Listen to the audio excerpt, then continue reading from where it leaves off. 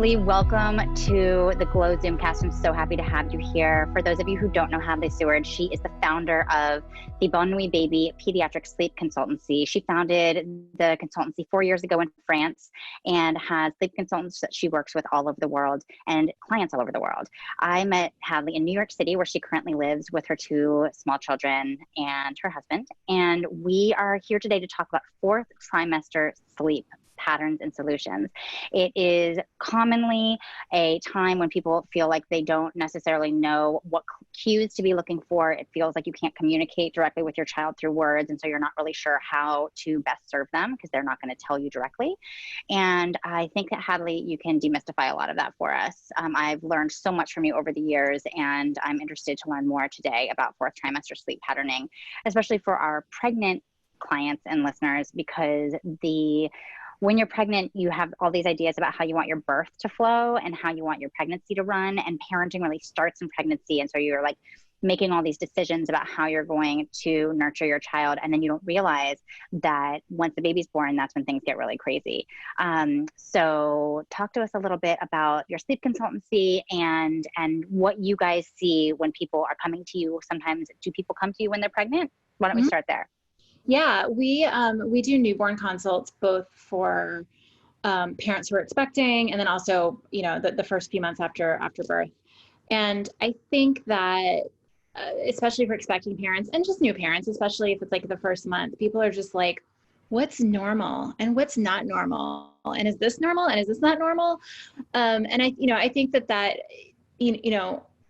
I think when you're pregnant, as you're heading into, giving birth, the closer you get, people are like, oh, you should really sleep a lot right now because you're never going to sleep again. And which is like the least helpful advice ever, because, if you're super pregnant, you're probably not sleeping a great deal because you're like getting up every 5 minutes to pee or whatever. Like, you're just not getting great sleep. So I think one of the most common questions that we get is, what does sleep typically look like in the first few months? And obviously, every baby is very, very different. But there are some commonalities that I think are helpful to know, whether you're expecting a baby and you're just trying to figure out what it looks like, or if you have a baby and you kind of don't understand what's going on with their sleep. The first couple of months, so babies are born without a circadian rhythm. So a circadian rhythm is what, as adults, tells us to be awake at night and alert during the day. Babies are born without one. And as a result, they have things like day-night confusion. So for those, for people that already have their babies, they might have a baby that is up all night and sleeping during the day. It's super distressing as a parent, because you're watching your baby peacefully sleep during the day, and you're just like, you're going to be up all night.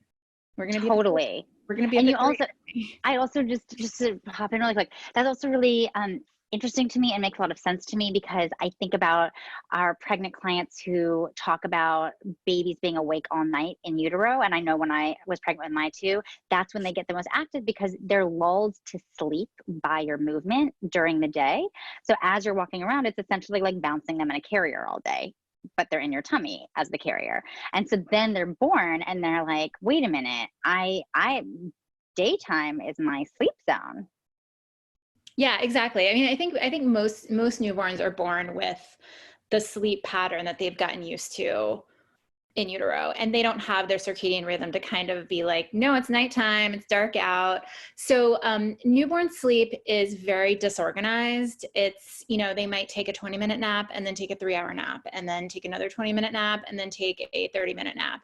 And as a new parent, it's really frustrating because you have no idea what's what. So obviously, if it's a 2-hour nap, you're going to be like showering, you're going to be like binging Netflix. If it's a 20-minute nap, you're going to maybe wash some dishes. And, I remember when I was a new parent and my baby kind of ended up taking a long nap, I was like, really wish I'd known that, like 2 hours ago. Like, really could have optimized this time in a better way.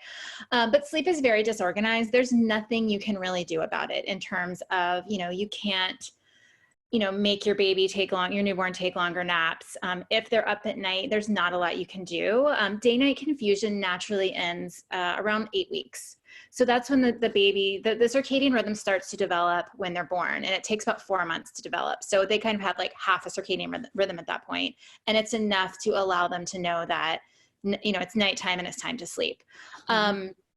Some people recommend doing, having your baby sleep in the living room where it's bright during the day and in a dark room at night.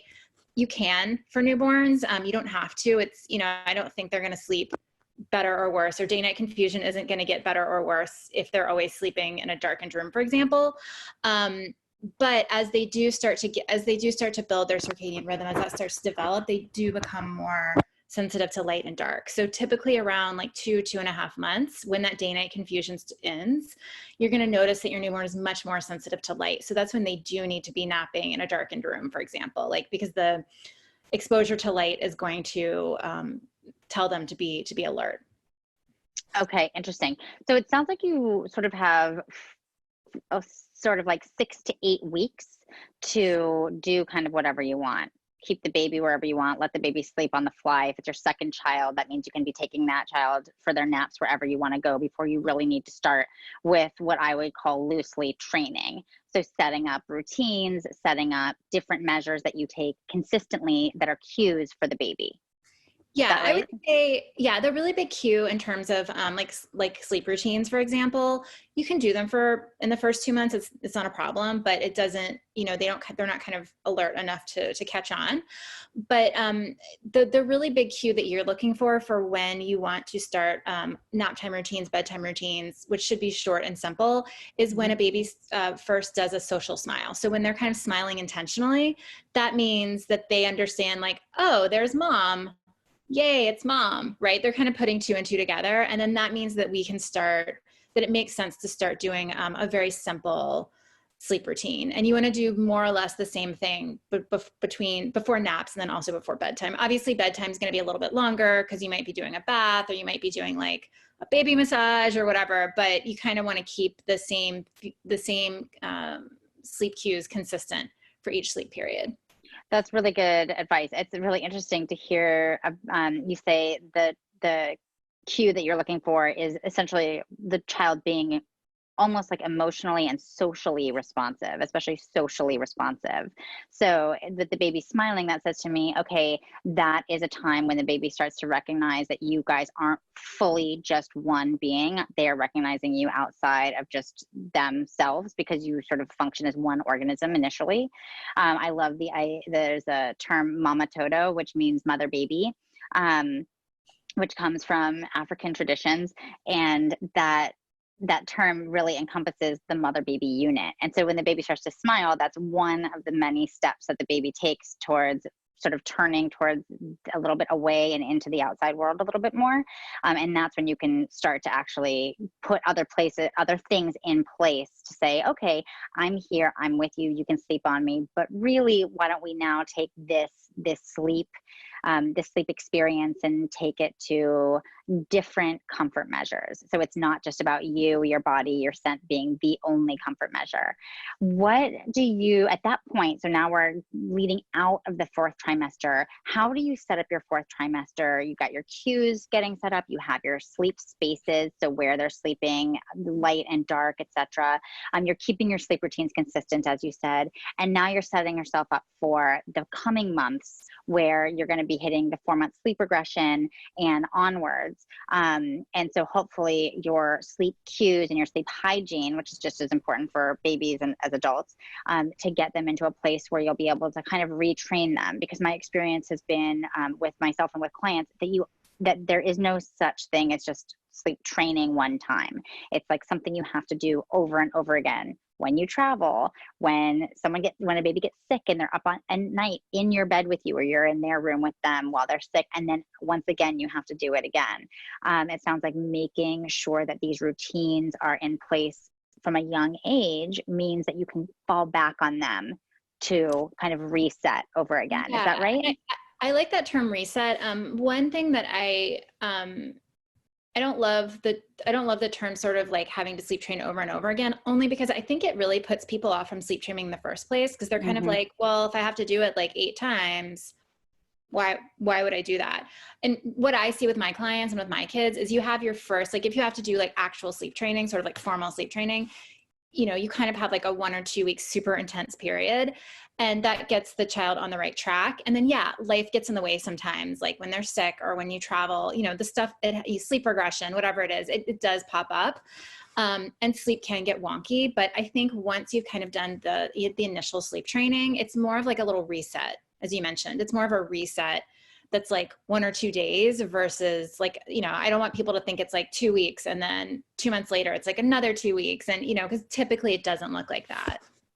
I was so bad at sleep training my first child. And I actually went into motherhood as a massage therapist, a doula, a childbirth educator. I've been doing this work and been in the baby world since I was 20 years old.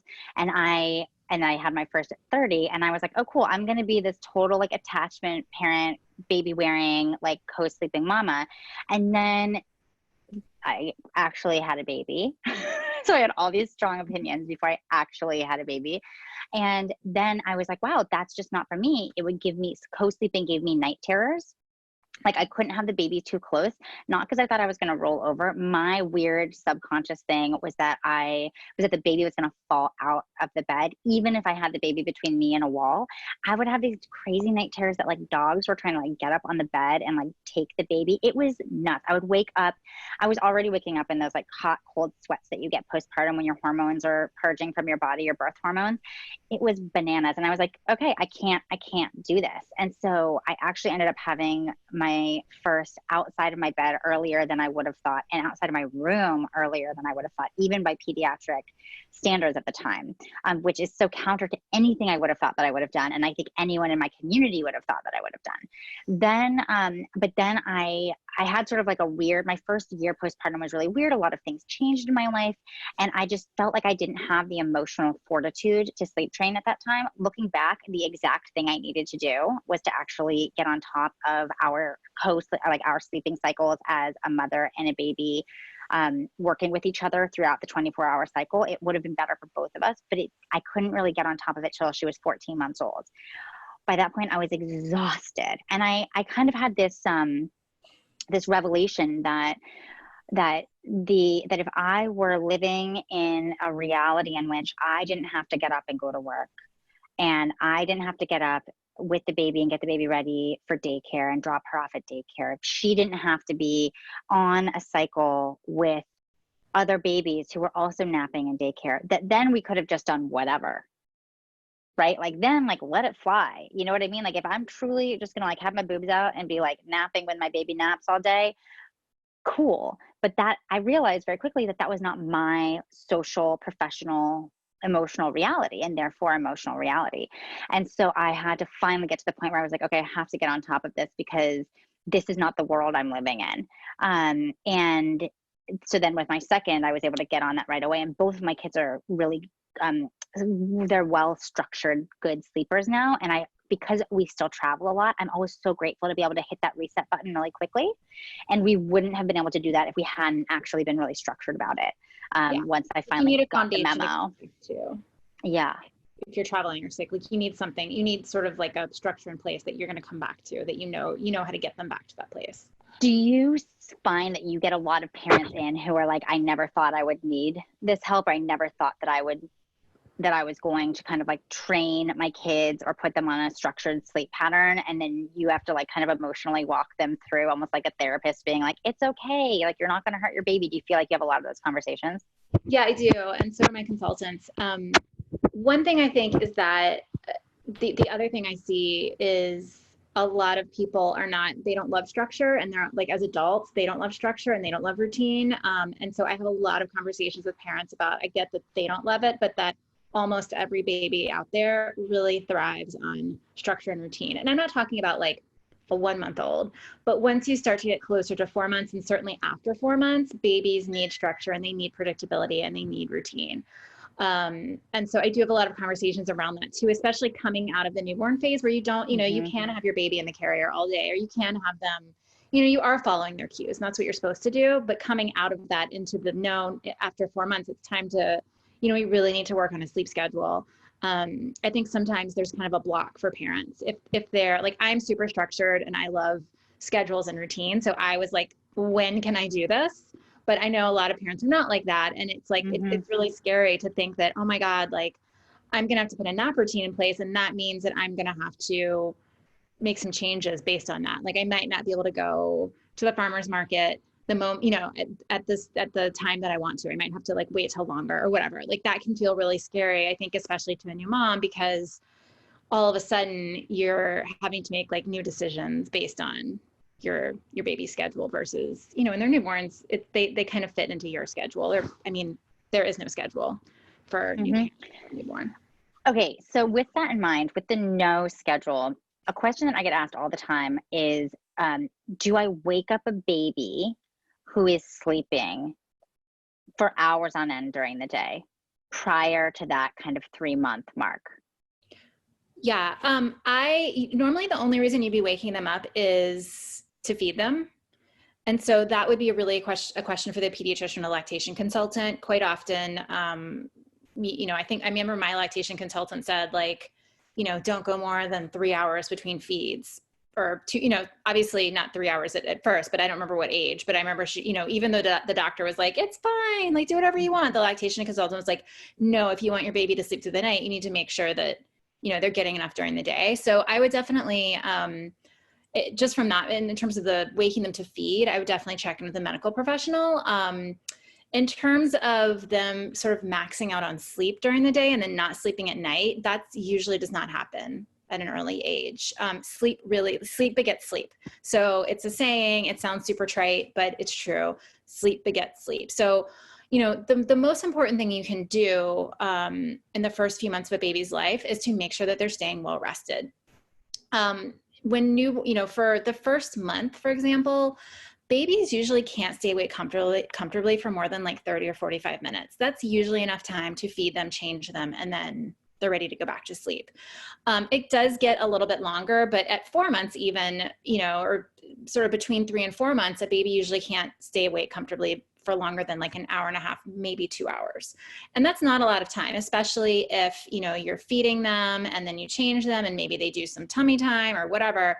It feels like a short period of time. And I've noticed that a lot of new parents I talk about, they get kind of stressed out about it because they're like, well, when are we supposed to play? Right? Like they're tired. They're already, I feed them and then I change them and then, they lay on their mat for a little while. And when are we supposed to play? And I think that we have, as parents, we have this notion that we're supposed to be sort of playing with our children, with our babies, talking to them and reading them books and doing all these things, which we should be doing. But I think we also have the notion that we have to be doing it sort of constantly throughout the day. And I think especially for new babies, the most important thing really is to make sure that they're not getting overtired. So babies have 3 tired signs. You were talking earlier about sort of how to decode a baby's, their different cries, they're different, they do give us signals as to what they want, and it just takes some time to learn them. But in terms of all babies have 3 types of tired signs. So the first one is, it's almost like a warning. It's not super obvious. Usually it's something you're only going to notice if you happen to be looking at them at that moment. It's usually, every baby's different, but it's usually just sort of like they look glazed over, they start turning their head away from stimulation. They just look kind of dazed, or there might just be kind of like a lull in activity. That's a warning sign. That's like, hey, mom, dad, I'm getting tired. I'm going to be tired soon. The second type of sleepy cue is the actual tired sign. That's usually a little bit more obvious. It might be like a yawn, but it's still not, you're still going to have to be looking at them. For that tired sign and a yawn, for example, that means you need to stop what you're doing and go put me down for a nap or put me down for bed. Like, I'm tired. And then the third sleepy cue is the overtired sign. And that, unfortunately, is the most obvious. And that's the one that we wait for often because, again, it's the most obvious. And that's fussing, crying, grumpiness, crankiness, rubbing eyes is really common. So, when I talk to parents of, certainly of newborns, but for older babies too, and I say that, I'm like, the rubbing eyes is actually overtired. They're like, oh, okay. Got it. This changes things. Exactly. And that's when you start to wonder, like, so does this child ever do anything but sleep? And I think at the beginning, when I first learned about the fourth trimester, now everyone talks about it, you know, a million books about it. When I first started learning about all this stuff 15 years ago, 17 years ago, that dates me, we had, people had just started talking about the fourth trimester. And it was such a revelation to learn that humans birth their babies prematurely. All of us do. So babies have to come out at the age and stage of development that they do because they wouldn't fit out of our pelvises otherwise. So, and all of those bones, all of that cartilage has to be soft so that the baby's head can mold and that the pelvis can open enough for the baby to come down and out. And then we really are just caring for their nervous systems for like the next 3 months. And that helps me, that helps clients to understand how important sleep is and why play in the first few months isn't really a thing. They're not really developing all that social stuff yet. They're just trying to physically and neurologically continue their development in a safe and nurturing environment. Yeah, and newborns, they do sleep a lot. There is a certain percentage of newborns who are colicky, who have colic, who are not going to be sleeping enough, or not going to be sleeping a lot just because, they have an underlying condition. But most newborns do sleep quite a lot. I think it's like, I'm terrible with numbers, but I think it's like newborns sleep it was like 18 to 20 hours, something crazy. You know what I mean? Yeah, no, it is. They're literally only awake to eat and then they go back to sleep. Mm-hmm. And I also remind new parents who are stressed out about this idea of like, well, when am I supposed to play with them? That, they're used to being inside our tummies, right? And so for them to be out in the world is very stimulating. So even if they're like eating for 20 minutes and then you change them and then they're awake for 2 minutes and go back to sleep, even while you're changing them or while they're eating, they're like, whoa, look at the ceiling. Or like, whoa, like mom feel, whatever, mom smells good, whatever it is, like this is all new for them. And so they are learning and it is stimulating for them. It's just not in a learning way that we're thinking about, that, we're like, oh, but I'm not reading to you, or I forgot to do tummy time or whatever it is. Well, we are all so overstimulated as adults as it is these days. And so I think that we have a really hard time just being in a place of rest ourselves. I mean, our nervous systems are so out of whack considering all of the incoming information at all times and the expectations that society has on us and that we have of ourselves. And so it makes sense that we would over assume the need for stimulation, for children, because we assume that we need more than is actually healthy for us as well. And it seems, I wish that all of us, modern parents or contemporary parents could take a moment postpartum and just let ourselves be. But instead we pack so much expectation on that time, how we're going to be, what we're going to do, what we're going to achieve during that time, whether it's personally in terms of like, moms would be like, oh, I was going to knit this blanket, or I was going to like make this baby book, or, catch up on journaling or whatever. And then you come to the end of it and you're like, wow, I haven't even like documented my birth story, let alone journaled about my feelings. Forget that noise. And so if all of us could just understand more realistically what postpartum looks like for the mom and the baby are both recovering from pregnancy and birth. And they're both healing from pregnancy and birth, and they're both coming back into their own bodies and minds. And that is such a taxing physical and emotional experience for both parties, and for the baby, really just such a taxing physical experience. So I wish that we could give our babies the like sort of more grace for rest, and that we could lower the expectations on ourselves too. But there's so much more conversation about that now, thank goodness. So hopefully we'll get there in the zeitgeist. Hadley, this has been really helpful. Thank you. Thank you. It was fun. And where can we find you? So our website is bunweebaby.com, and we're also on Instagram, and it's at _bunweebaby. And we do weekly sleep tips. Like we do a ton of sleep Q&A and stuff on Instagram stories every week. So come follow us there. And if you have questions, you can ask. Awesome. I will be posting all of that in the notes for this Zoomcast. And please remember that Hadley is always available virtually, as is her entire team. And so between the webinars and their Instagram content, you guys can get care whenever and however you need to. And I think you guys do the initial consultation, because I know a lot of people wonder, like, what does sleep consulting even mean? What does that entail? How often are we doing this? There's so many different ways to learn information from you guys. And it's really, really solid stuff. So you've worked with a lot of my clients, a lot of my personal friends. You've given me advice, and I'm just so grateful for that. So yeah, thank you guys so much for joining. I'm Sarah Lyon, in case you missed that. I am the founder of Glow Birth and Body in Oakland, California, and in Chicago coming next year, and the author of The Birth Deck by Glow. So see you guys next week.